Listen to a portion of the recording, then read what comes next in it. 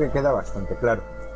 A raíz de todo esto podríamos ir un poco más allá y ya no solo quedarnos en las ideas, sino concretar sobre una figura tan importante como fue la del propio Jesús. ¿Piensas que al igual que con la historia existe una imagen diferente de Jesús o estos textos refuerzan el concepto que tenemos de él y sus enseñanzas? Eso es interesante. Hace unos días vi un programa de televisión que hablaba sobre las diferentes caras de Jesús, ¿no? Pero yo para qué quiero saber la cara que tenía un personaje, ¿no? A mí no importa.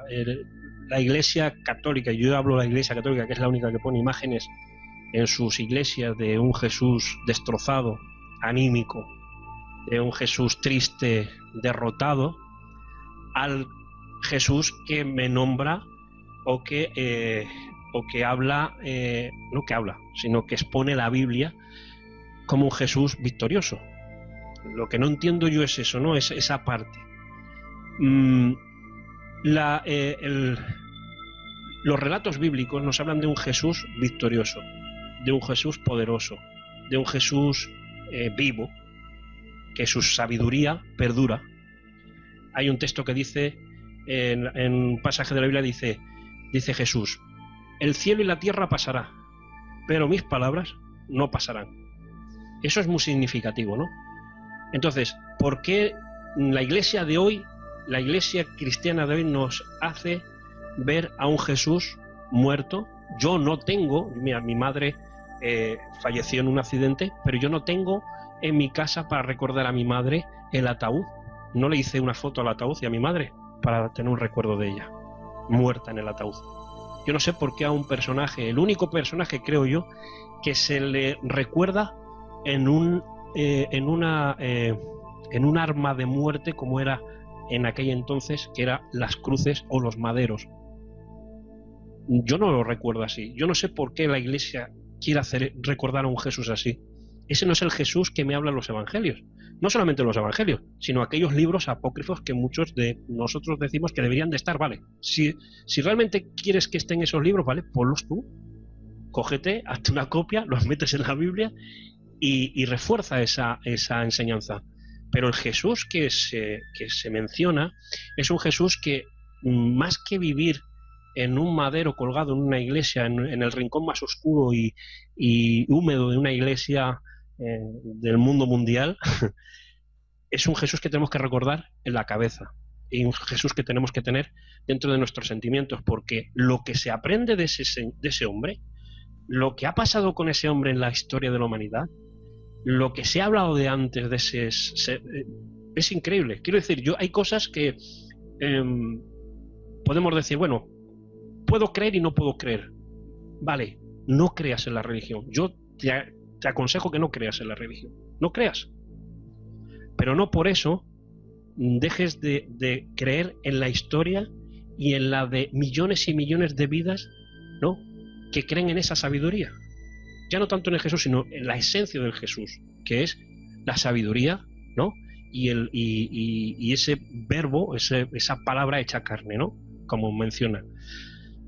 Hay gente que cree en Dios y, aun creyendo en él, ve la imagen de Dios como un ser con bata blanca, grande, con dedos gordos y con mucha barba blanca.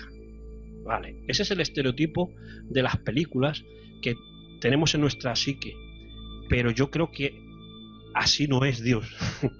Hemos hablado muchas veces de quién puede ser, qué es o cómo puede ser, ¿no? Unos han dicho que es la mente universal, otro que es la mente que es la en la que estamos nuestras propias mentes dentro de ella, otro dice que eso está en otras dimensiones. Pues claro, tiene que estar en otras dimensiones, no lo vemos. Nadie ha visto a Dios, eso dice la Biblia. Si nadie ha visto a Dios, entonces ¿cómo podemos creer en algo que no vemos? Pues ahí entra lo que es la sabiduría y la fe. Hemos dicho antes en privado que la fe viene a través de un conocimiento. Si no, sería fe ciega. Entonces cada uno tiene una fe, ¿no?, de, yo qué sé, de que los elefantes vuelan, y ya está. Y si los elefantes vuelan, yo tengo fe ciega de que los elefantes vuelan, ¿no? Pero en Dios, yo creo que, y en Jesús, bueno, yo creo que el cambio que ha habido y esa sabiduría, si la aplicásemos, porque ese es el problema.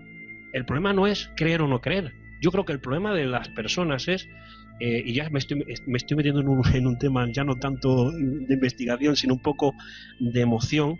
Yo creo que estas cosas, si no les pones emoción, no hacen nada. Si tú no experimentas, si tú no quieres saber nada, si tú no quieres, si quieres dejar de lado todo eso porque no te quieres esforzar, pues nunca experimentarás, por ejemplo, la verdadera sabiduría de Jesús, por ejemplo, o la verdadera sabiduría de la Biblia. Yo no he visto, sé que hay muchos fanáticos y eso hay que saberlo. Hay fanáticos, por desgracia, hemos puesto los ojos en los hombres y por eso vemos la religión o vemos a Dios de otra manera, porque los ojos no los hemos puesto en Jesús, por ejemplo, o en las palabras de la Biblia, lo hemos puesto en hombres que hablaban diciendo que yo hablo a través de la Biblia, ¿no? Y nos han fallado y esos personajes se mueren. Lo estamos viendo, por ejemplo, los papas y los curas, y mucha gente me dice, no, yo en Dios creo, pero los curas no. Pero pues, oye, pues si crees en Dios que no lo ves y crees en los curas que lo ve, a ver, no creerás a lo mejor en la sencillez de esa persona, ¿no? Con todo esto que está pasando. Pues sí, eso hay que denunciarlo. Hay que denunciar todas las barbaridades que se ha hecho. Pero es porque la gente ha puesto las confianzas en los hombres. Y yo, si pongo la confianza en los hombres, me va a pasar esto. Eso, el problema no es de la persona que hace el mal, sino de la persona que pone la confianza en el hombre. Pero yo lo entiendo así. Entonces, ¿cómo vemos a Jesús en esto? Pues mira, yo no veo a Jesús colgado en un madero. Yo así no lo veo. Por supuesto que no. Porque la sabiduría no se puede colgar. La sabiduría no se puede matar. Si el cielo, la tierra, desaparece este sistema solar, esas palabras permanecen. Y yo eso, más que creérmelo, yo creo que lo vivo, ¿no? Y esa es el único misterio, ¿no? El saber vivir. Hay gente que vive la sabiduría. Unos viven el budismo, otros viven el hinduismo, otros viven el islam. Yo conozco gente muy musulmanes, ¿no? Amigos míos que te hablan del Corán y es increíble, se te ponen hasta los pelos de punta, ¿no? ¿Pero por qué? Porque viven. No lo viven como un fanatismo, sino que lo viven como he dicho antes, ¿no? Y yo creo que te lo he dicho en privado, Antonio, que hay un texto que dice que a mí me gusta mucho porque yo creo que explica lo que es la fe. La fe no es para creer, la fe es para vivir. El justo por la fe vivirá. Eso lo dice uno de los textos. Y lo dice Jesús también, que el justo por la fe vivirá. Perdón, lo dice el apóstol Pablo. ¿Por qué? Porque es para vivir. Y yo creo que si vemos a Jesús y vemos a Dios de esa manera, yo creo que todos seremos por lo menos un poquito de mejor persona, un poquito más, ¿no? Mejor persona. Sin lugar a dudas, es más que interesante tu punto de vista y da mucho en que reflexionar. Desgraciadamente no podemos hacer un programa de varias horas como nos gustaría y que sin duda merecería todas esas puertas y ramificaciones que se van abriendo conforme vamos adentrándonos más en este tema. Así que continuando en el análisis de estos textos, otra cuestión que surge es sobre la presunta autoría tanto de estos manuscritos como de aquellos que se encuentran en la Biblia. ¿Fueron estos escritos verdaderamente realizados por los apóstoles y evangelistas que aseguran ser? Yo creo que al principio hay que dudar de todas, en principio. Dudar en el sentido de que, bueno, hay que investigar, ¿no? Yo creo que porque imagínate que los de aquel entonces, ¿no? Tuviesen los nombres que tenemos ahora nosotros en España, por ejemplo, Antonio, Manolo, Juan, ¿no? Bueno, Juan es más latino que eso, ¿no? Pero, o sea, más antiguo. Pero imagínate que hubiese muchos Cristóbal, imagínate. Y la mayoría de los hombres, pues por tema familiar, porque eso es lo que hacían, ponían el nombre de Cristóbal. Y aparece, y imaginaros que yo hubiese sido un apóstol, el apóstol Cristóbal, imaginaros, y estamos ahí hablando de mí, que yo ya estoy muerto, y aparece un texto siglos más tarde en el que el nombre del personaje es Cristóbal. Pero no soy yo, es otro que se llama Cristóbal. y que a lo mejor tiene la capacidad de, o ha estado metido en alguna orden, o ha estado metido en alguna escuela de pensamiento y ha empezado a escribir, ¿no? A reconfigurar la historia. Mirad, tenemos la prueba en Zacarías Sitchin. Zacarías Sitchin hizo un libro sobre Sumeria y sobre el Nuevo Génesis.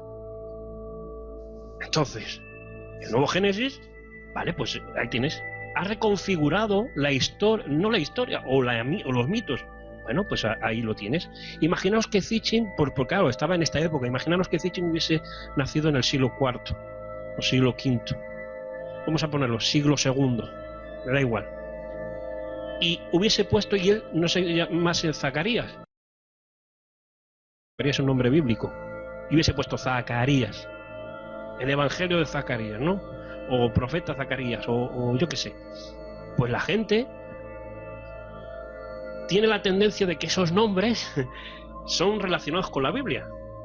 O sea, son relacionados con los textos bíblicos.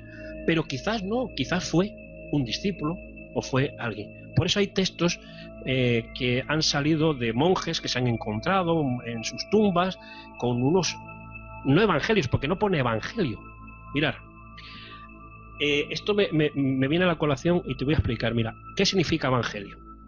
Eso para empezar. Porque decimos, no, el evangelio de tal, el evangelio de cual. Vale. El apóstol Pablo era un hombre que, según la historia y la historia bíblica, hizo muchos viajes. Por Asia Menor, por Roma, incluso llegó a España, porque aparece en la Biblia, tú lo lees, y Pablo escribe en una de las cartas, cuando vaya yo para España, pasaré por... Entonces, tenía la intención, o al menos parece ser que llegó a España. Pero bueno, históricamente extendió el mensaje de un evangelio. Evangelio significa buenas nuevas, buenas noticias. Eso significa evangelio. No significa una escritura escrita por alguien. No. Evangelio es la expresión de una buena noticia. Y eso es lo que estos discípulos querían. Era una buena noticia. Pues para ellos había cambiado sus vidas, había cambiado su entorno, había cambiado su mentalidad, su manera de ver a Dios, su manera de ver, bueno, muchas cosas. Bueno, ellos extendieron este pensamiento de unas buenas noticias. Pero el apóstol Pablo, que era uno de los más listos y filósofo que ha habido en la historia cristiana, entre comillas, hablo cristiano, él sabía de las tendencias gnósticas que había en aquel entonces. Y dijo así en uno de sus pasajes. Dice, si hay alguien, dice, que os viene con otro evangelio, o sea, con otras palabras, no evangelios, bueno, sí, pueden ser escriturales, pero más o menos hablados, ¿no? Dice, os viene alguien con otra clase de evangelio, o sea, con otra clase de textos. Dice, aunque sea un ángel, se te presente un ángel, aun nosotros mismos, decía, aunque un apóstol de nosotros se levantase y dijese, mira, olvida eso, que ahora te voy a dar otra clase de nuevas noticias porque me la acabo de inventar. Dice, sea anatema. Anatema significa, es una palabra aramea que significa maldito. Sea maldito, porque no se puede contaminar la buena noticia. No sé si me explico. Y yo, en la historia de la humanidad, lo que siempre he visto, y eso es un tema para hablar en otro vídeo, de las ramas cristianas que han habido, sobre todo en el siglo XVIII, XIX y XX, que se han abierto por iluminados, que se les ha aparecido un ángel y les ha dado otro evangelio. Es más, aparece, con todos mis respetos, por supuesto, a todas las religiones, aparece cuando Mahoma, ¿no? Que Mahoma era cristiano y nadie lo sabe eso. Mahoma era cristiano, era seguidor, pero no le gustaban unas cosas. Dice que se le apareció el ángel Gabriel, creo que fue, y le dio otro evangelio, le dio otro evangelio. Ahí apareció otra cosa. Tú dime, ¿no lo advirtió el apóstol Pablo a los que estaba? Que hasta él decía, hasta yo, si yo viniese con otra, fíjate el tesoro tan grande de buena noticia que tenía. Pues mira, esto es lo que ha ocurrido. Iglesia Católica, la Iglesia Católica Romana y Apostólica ha dado otro evangelio. Entonces yo ahí ¿Cómo le puedo dar veracidad? Pues vale, vamos a darle veracidad. Hay muchos temas científicos que hoy podemos ver, el carbono, bueno, ya sabemos, ¿no? La composición de la tinta, incluso se le puede dar a lo que es históricamente, reforzándolo con otros textos de otras culturas, por ejemplo, ¿no? Sabemos, por ejemplo, que hay textos de historias bíblicas del Antiguo Testamento que están reforzadas por acontecimientos históricos de otras culturas. Por ejemplo, Egipto, los cananeos, pues hay unas rosetas, hay unas inscripciones en piedra que habla de ese pueblo, ¿no? De ese pueblo que iba por el desierto, de ese pueblo que, por ejemplo, que nombraban que su Dios era muy temible, ¿no? Por lo que ocurría, ¿no? Bueno, tantas cosas, ¿no? Y bueno, están reforzados. Y entonces, claro, eso sí que se puede reforzar, lo podemos reforzar con el tema histórico. Pero también ahí ya tenemos que ver si es otro evangelio. Quiero decir, todo lo que se ve en los 4 evangelios que tenemos ahora mismo en la Biblia normal, la que tú vas a comprar, que están ahí como oficiales, ¿no? Decimos, vamos a llamarlos canónicos, ¿no? Los que dijeron canónicos, que están ahí, que dijeron, mira, estos son los oficiales, venga, va. Pues esos se refuerzan con las cartas de Pablo, con las cartas de Pedro, por ejemplo, que están las cartas de Pedro, por ejemplo, las primera y segunda de Pedro, que dicen que fue el primer papa, que yo aún estoy buscando la Biblia donde pone papa, y si Pedro se pronunció como papa, porque no aparece por ninguna. Eso se lo sacaron de la manga, eso lo puedo asegurar yo, ¿eh? Eso se lo sacaron de la manga. Y claro, se refuerza con todo eso, ¿no? Entonces, como hay más textos que se refuerzan ese evangelio, esa buena noticia se refuerza con esas cartas, pues bueno, pues tendremos que darle alguna validez, ¿no? Si no es validez histórica, por lo menos una validez espiritual, ¿no?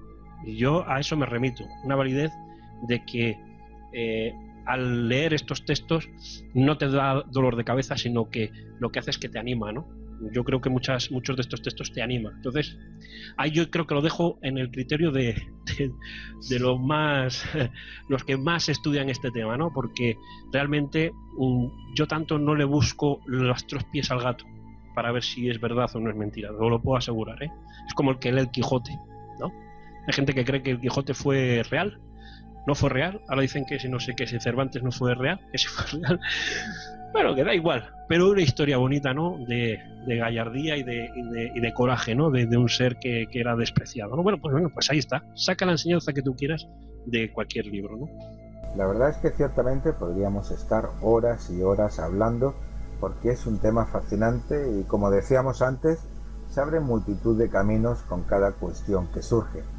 Sin embargo, para no alargarnos más, tal vez deberíamos concluir aquí, dejando en el tintero muchas e interesantes cuestiones que han surgido sobre la marcha. Así que, para terminar, ¿qué conclusión o matiz quisieras sacar o destacar después de todo lo expuesto? Sí, yo lo único que he aconsejado muchas veces es que si realmente quieres saber si es verdad o es mentira, porque la gente lo hace así, ¿no? Que quiere buscar si realmente el texto es verdad o es mentira, que no se guíe ni por lo que yo le digo, ni por lo que otros investigadores dicen, sino compruébalo tú mismo. Porque el problema es muchas veces que no queremos investigar y no nos queremos mojar. Y quizás muchas veces es por el miedo que nos da de lo que nos podemos encontrar. Os lo puedo asegurar. Eso me ha pasado a mí. El miedo de pensar que jolín, no lo voy a... Mira, mejor ojos que no ven, corazón que no siente, ¿no? Mejor no lo voy a investigar, ¿no? Pero yo os aconsejo que si realmente queréis, que no miréis como un texto religioso. No lo miréis así, porque si no, no vas a aprender nada, ¿no? Sino ser objetivos y intentar buscar las técnicas de interpretación, porque la Biblia no está para explicar cosas científicas, aunque dicen muchas cosas científicas. La Biblia está para hablar al corazón. Y tú, para entender la Biblia, tienes que ir con toda tu mente abierta y corazón abierto para poder entender. Y ese es mi consejo personal, ¿eh? Ese Eso cada uno. El que quiera ir de científico, pues bueno, se estará dando golpes contra el mismo muro, ¿no? De que hay cosas que, como las cosas espirituales, ¿no? Las cosas paranormales, hay cosas que no tienen explicación, ¿no? Pero ahí estaremos dando unos cabezazos contra el mismo muro. Y yo, mi consejo es ese: el que quiera, bien; el que no, yo personalmente, a mí me ha servido mucho. Y hay muchos misterios, muchos. Mira, hablando de misterios, estos temas en la Biblia son misteriosos algunos, otros que queremos entender con la razón, pero es que sabemos que el misterio son cosas que no podemos explicar. Cuando encontremos la explicación dejarán de ser misterios, ¿no? Pero hay misterios que se habla en la Biblia, como en otras culturas, que solamente las podemos entender quizás con el corazón, ¿no? Y yo creo que es un texto que te habla directamente al corazón. Es más, el símil que se le da a las palabras de la Biblia, no de la Biblia como la conocemos, sino las palabras de esa sabiduría que este pueblo decía, era que esas palabras son como un martillo. Y decías, ¿cómo que como un martillo? Sí, es como un martillo que quebranta la piedra. ¿Y qué piedra es esa? Dice, la piedra de ese corazón tan duro que tienes, que no quieres creer. Pues toma, pum. Pues la Biblia es como ese martillo, pum, pum, pum, que te da con esa sabiduría, pum, pum, pum, hasta que se rompe y se te crea ese corazón de carne, ¿no? De sentimientos. Yo así lo veo, así de sencillo y así de fácil lo veo. Cristóbal, ha sido un verdadero placer haberte tenido en esta, que en definitiva es tu casa y en la que siempre tendrás las puertas abiertas para cuando gustes venir, y en la que siempre que quieras serás bien recibido, así como también agradecerte toda esa sabiduría y profundidad de conocimientos que has desplegado en tus exposiciones. Pues nada, yo solamente quiero pues eso, saludarte a ti, a los amigos que están escuchando este vídeo, que vean tus vídeos, que son buenos, y que bueno, que yo te deseo de verdad todo el éxito del mundo, y que bueno, que esto es una ventana abierta al mundo, un mundo, quizás un barco un poco lleno de piratas, que digo yo, lleno de piratas, pero que se ve realmente el corazón y la buena voluntad de las personas cuando hacen estos vídeos. De verdad que ha sido para mí un placer encontrarte, que lo sepas. Igualmente, Cristóbal. Tal vez, como tú mismo afirmas muchas veces, la casualidad no existe y nos hemos encontrado cuando hemos debido hacerlo. Sin más, despedimos a nuestro gran amigo Cristóbal con su gran sabiduría, profundidad y pasión que suele poner en todo aquello que hace, llegando a contagiarnos y envolvernos a todos con ella. Sinceramente, les recomendamos que visiten su canal de YouTube, llamado Misterios al Descubierto, no solo por los temas que trata, que son más que interesantes, sino también por la profundidad de algunos de los pensamientos que expone en ellos y que no suelen dejar indiferentes a aquellos que los escuchamos, junto a esa gran calidad humana que él posee y que es capaz de traspasar más allá de la cámara. Esperamos que el programa les haya sido de su agrado, y si así ha sido, no olviden darle like y compartir los vídeos.